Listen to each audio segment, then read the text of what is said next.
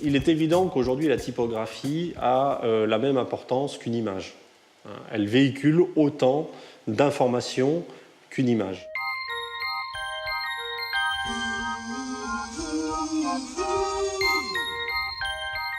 Là, il a véritablement pris en compte l'espace de la page pour composer son texte. Mallarmé l'a prévu manuscritement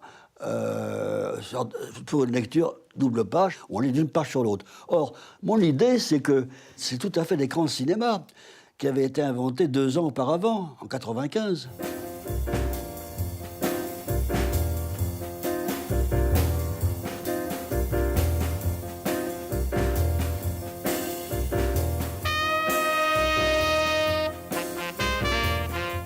Et les éditeurs ont choisi de faire confiance à des maquettistes pour, j'allais dire, faire la différence. Et sont devenus, j'allais dire, des acteurs à part entière du livre, alors que avant eux, le compositeur typographe était dans l'ombre, il était dans un atelier d'imprimerie.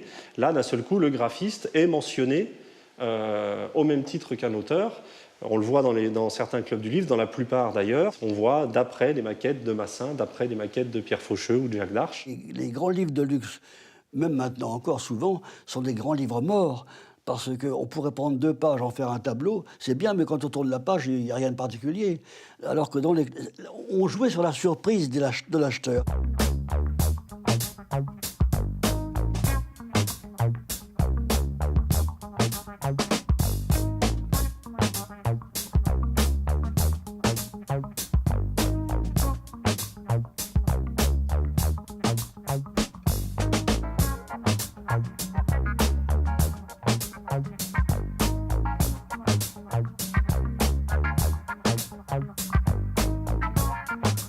Je voulais illustrer la courbe vocale de la voix de Piaf. Emportés par la foule qui nous traîne, nous entraîne. J'allais faire imprimer des lettres sur un matériau extensible. Pour pouvoir, encore une fois, avant l'informatique, hein, en tirant sur les lettres, je les aurais déformées et photographiées. J'ai eu l'idée de préservatif, qui était à l'époque interdit en France. Néanmoins, on pouvait encore s'en procurer dans les bonnes pharmacies, pourvu que ça reste discret. J'ai inversé le noir et le blanc pour donner un caractère plus dramatique. Mais la courbe vocale de la chanteuse est tout à fait sensible, y compris des scories, des imperfections que je n'ai pas corrigées et qui illustrent, si je peux dire, la voix un peu éraillée de Piaf.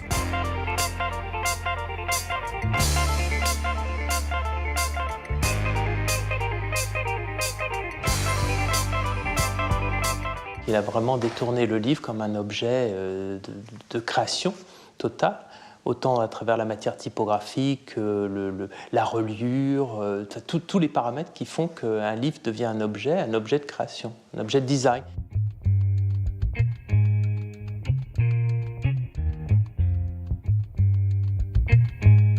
Le livre, on peut le comparer à un film. Il y a une forme de scénario. Une affiche, on a le droit à une seule page. C'est une forme de coup de poing visuel.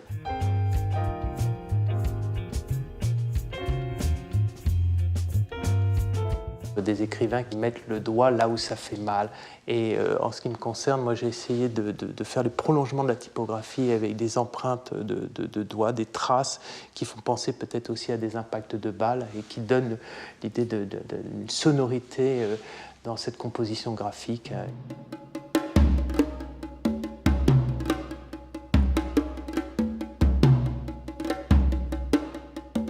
L'informatique permet de créer vraiment de véritables scénarios. Il y a vraiment la mise en forme de véritables chorégraphies à partir des lettres.